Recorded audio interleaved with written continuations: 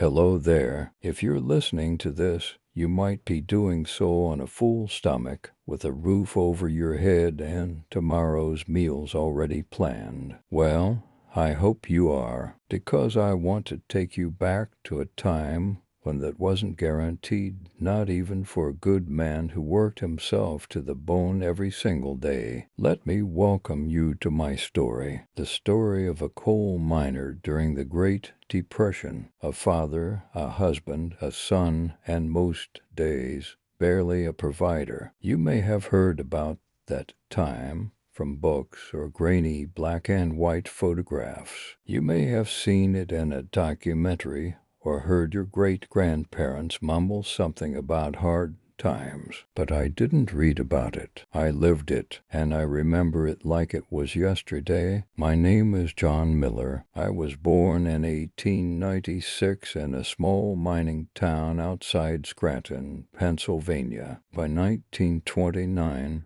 I was 33 years old, a husband to Martha, a father to two little ones, Tommy, just 7, and Ellie, barely 4. I also took care of my mother, who was in and out of bed more often than not since her lungs started giving her trouble 3 winters ago. My father died in the Great War. A mortar took his life in France while he was driving a supply wagon. I was only 22 then, and I remember folding the telegram with trembling hands before I even read the whole thing. Since that day, I became the man of the house, not by choice, but because no one else could. We lived in a small rented house the mining company let us stay in. It had 2 rooms, a leaky roof, and windows that cried all winter. No running water inside.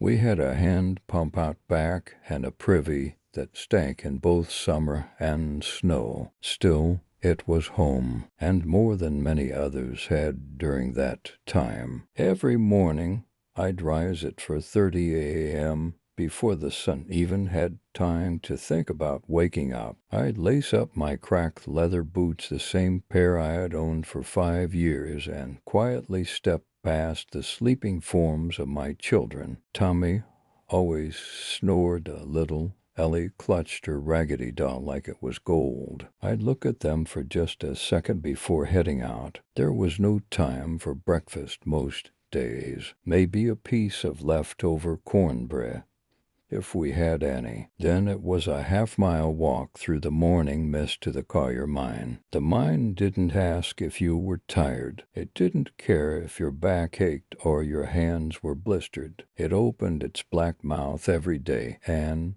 if you didn't crawl into it, someone else would. We worked 10, sometimes 12 hours, 6 days a week. Down in the shaft, it was always dark, always damp. The air was thick and heavy, like trying to breathe through a wet rag. You could go hours without seeing daylight. Your sweat mixed with soot until your skin turned gray and your eyes stung so bad you could barely blink. We earned about $1.75 a day.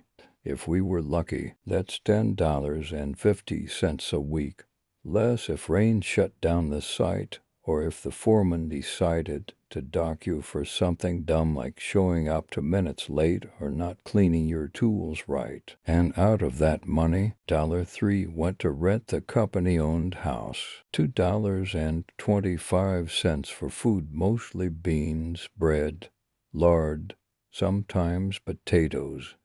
The store had them cheap, $1 for coal to heat the stove. The rest, medicine for Ma, and we could afford it. Shoes for Tommy, who was outgrowing everything too fast. Sewing needles for Martha to mend what little we had. There wasn't a savings jar. There wasn't even a jar. Martha, God bless her, did everything she could. She took in laundry from the company supervisors' wives, the ones who didn't want their fine silk petticoats touching coal dust. She baked pies when we had extra flour and sold them in town on Saturdays. She never complained. She just smiled through it, even when her hands were raw from washboards.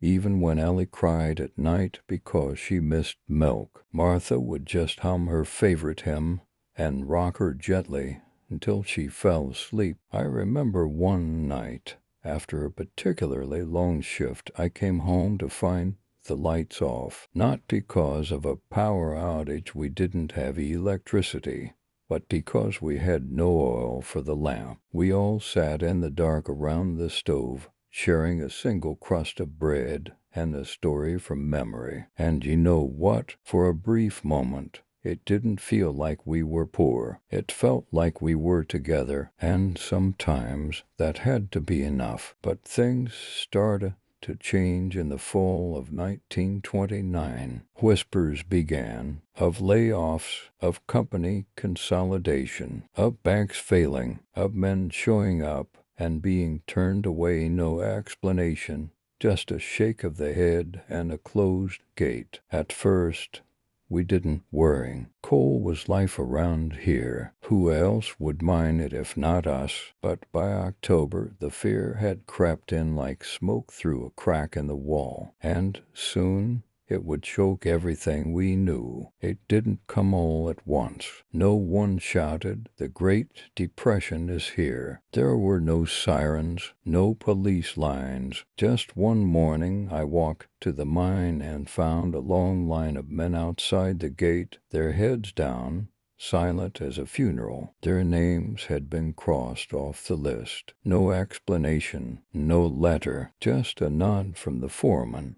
And they had to turn around and walk home, past the hopeful eyes of their wives waiting a few blocks away. 13 men were let go that day. One of them was Ray Thompson, my best friend since we were boys. Ray was the kind of guy who always had a joke in his pocket. He used to dream of opening a garage after saving up enough. His kids were even younger than mine. His wife had just given birth to a premature baby last month. When I rushed over to ask what happened, Ray looked at me, gave a dry chuckle, and said, "Guess I better learn how to live off air now." I didn't laugh. Things got worse from there. 2 weeks later, my shifts were cut from 6 days to 4, then 3. The pay stayed the same or worse, shrank because the company removed safety allowances. Safety, our gloves were torn, helmets cracked, and no one replaced them. One of the men fell from scaffolding on the rusted rope snapped. We had to collect money to bury him. His family had nothing left. I came home with blood on my clothes, afraid to even hold my kids. Ellie ran up and asked, "Daddy, did you bring back some pie today?" I knelt down and whispered, "Today we're having potato porridge, sweetheart, but I'll tell you a story while we eat. How about that?" She beamed because for her, a story from Dad was worth more than dessert, and my heart nearly broke. Martha started skipping her own meals, giving her portion to the children. I found out when I noticed her losing weight so quickly. I snapped, "Martha, what the hell are you doing? You think I don't notice?" She just shook her head. "I'm fine. The kids need more than I do, and I'm not as tired as you." I turned away. I didn't want her to see me cry. One bitter evening, I walked past the row of abandoned houses on the south end of town and saw a makeshift camp built from scrap wood, rusted tin, and old tarps. There were the sounds of crying children, burnt food, and cautious eyes watching from behind blankets. I spotted Ray sitting beside a small fire, face gaunt, looking like he'd aged 10 years. He lived there now in one of the new shanty camps people started calling Hoovervilles, after President Hoover. "I thought this would pass," Ray said, voice flat like a man already halfway gone. "So did I," replied. News from the outside world came in like a storm. Banks were closing everywhere. People who had saved for decades lost everything overnight. Factories laid off 40% of their workers. Prices of food dropped. But even cheap food is too expensive when you have no money. Some of the toughest men I knew, the drinkers, the loudmouths, the ones who used to laugh in the face of hardship, now sat silent on their porches, staring into the dirt. One night, Tommy asked, "Dad, how come Billy's house has meat, but we don't?" I said, "Because Billy's family raises chickens, and we're raising two little monkeys who eat more than 10 chickens combined." He burst out laughing, but I knew that smile wouldn't last. He was starting to notice we were different, that grown-ups were hiding something. That Sunday, the church handed out soup and bread to struggling families. I stood in line, coat soaked in the cold rain, holding the little tin pot Martha gave me. In front of me was a man wearing an old, torn suit. His shoes had a hole the size of a fist in the heel. He used to be a bank manager. Now he stood beside me, head down, waiting for soup like everyone else. When I brought the food home, Tommy shouted, "Daddy's back. We got food." And I nearly lost it. My mother grew weaker. She coughed more, sometimes with blood. We couldn't afford the new medicine. Martha brewed ginger tea, wrapped her in warm cloth, and prayed every night. One night I heard Mom muttering in her sleep, "He wouldn't be happy seeing us like this." She meant my father. I turned away, leaned against the wall, and a man in his 30s, the so-called head of the house, cried like a boy. We weren't living anymore. We were surviving. And every day I asked myself, would there even be a job for me tomorrow? We left on a Wednesday. There was no fanfare, no goodbye party, just a few battered suitcases, a loaf of bread Martha had saved, and the trembling hands of two children holding tightly to mine. Ray came to see us off. He handed me a half-loaf of dry cornbread and an old compass he once carried in the army. "It always pointed me home," he said. "Now maybe it'll point you somewhere better." We hugged. I didn't have the words to thank him, just a firm grip and a nod. That was enough. As we stepped out of the only home we'd known, Ellie looked back and asked, "Will we ever come back, Daddy?" I didn't answer, not because I didn't know, but because I did. The road was rough, not just the path beneath our feet, but the uncertainty stretching out in every direction. We hitched a ride on a farmer's cart for a few miles, then walked. Sometimes we caught a ride on the back of a produce truck. Other times we walked entire towns before seeing another soul. We slept in barns, under bridges, behind abandoned buildings. One night it rained so hard our clothes were soaked through, and Ellie shivered uncontrollably. Martha held her tight all night, whispering lullabies between tears. I spent that night wide awake, wondering if I had led us into something worse than what we'd left behind. Finding work was like chasing smoke. Every town had men already lined up, hats in hand, hoping to scrub floors or haul garbage for a slice of bread. I offered my labor to anyone who'd listen, a hardware shop, a blacksmith, even a traveling circus. No one had room. One man offered me a job clearing weeds behind his diner. I worked 5 hours in the sun, blisters bleeding through my gloves. Then he laughed and said, "I never hired you." Beat it. I almost hit him. Almost. But Tommy was watching, so I picked up my tools, turned around, and walked away. Ellie came down with a fever one night. We had no money, no access to a doctor. I traded my last wool coat for a half-used bottle of cough syrup from a vendor on the street. It helped, barely. Martha never complained, but I could see the toll in her eyes, the quiet fear, the weight of it all settling into her bones. Then something changed. It was a small diner on the edge of a dusty town, nothing fancy, a cracked window and a flickering sign that read Rosie's. Martha walked in and asked the owner if she needed help. The woman, mid-50s,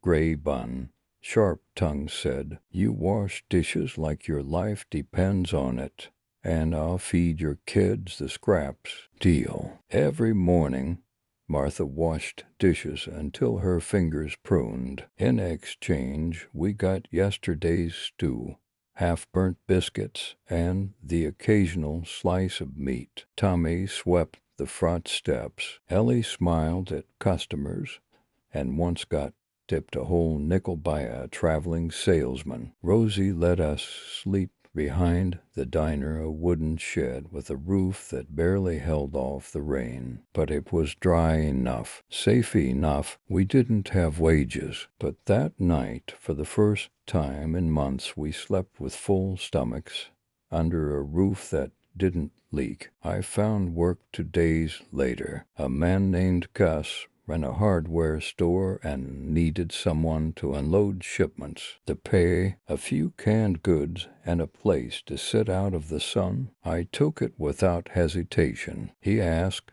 no questions, only handed me a pair of gloves and said, "If you steal, I'll know. If you work hard, you'll eat." Fair enough. Weeks passed. We weren't thriving, but we weren't starving. The kids began to smile more. Martha hummed while washing dishes again. Even Ma, though still frail, seemed to sleep better. One night, as I sat outside the diner watching the sunset bleed into the dusty sky, Tommy crawled into my lap and said, "Daddy, are we poor?" I paused, then answered, "We don't have much money, son, but we've got hands to work, heads to think, and hearts that won't quit." He nodded as if that made perfect sense. Maybe it did. I still didn't know where we were headed, or if any of this would last, but I knew one thing for sure. We weren't going back, not to the mine, not to the dust, not to the silence of being slowly buried alive. We had begun something, and sometimes that's enough. The diner closed on a Tuesday. Rosie had held out as long as she could,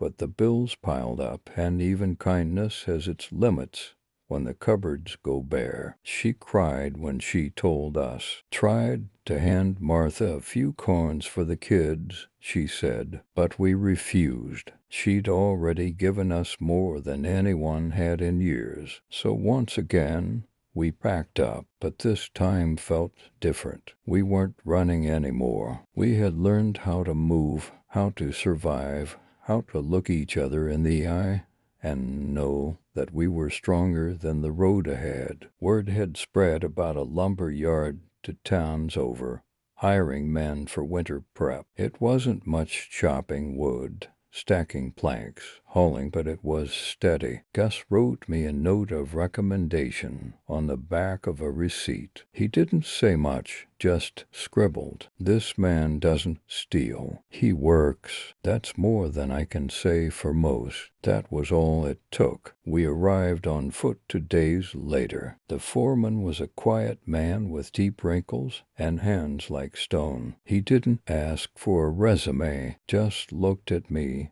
looked at my family, then nodded once. "You start tomorrow. Pay's small, hours are long, but it's honest." I shook his hand. That's all I've ever wanted. The work was hard. My back screamed every night.